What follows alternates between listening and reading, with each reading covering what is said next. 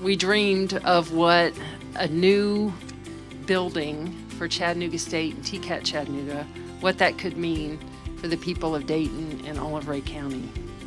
I'm so thrilled that 8 years later, that dream has come true. This ribbon cutting represents more than a building, though.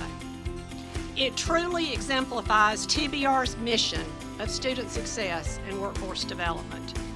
Facilities like this are where students gain the hands-on experience, the industry-aligned training, and the opportunities that fuel our state's economy and transform our citizens' lives.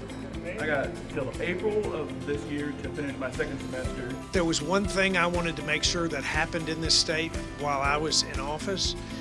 It was to strengthen our colleges of technology and our classes in our community colleges that offered technical, skilled training, expertise for people like these men and women over here. So we put $1 billion toward our colleges of technology to make sure that we have a place that these young men and women can go to use their God-given skills to create an opportunity for them to fill the jobs that are coming into this state in record numbers.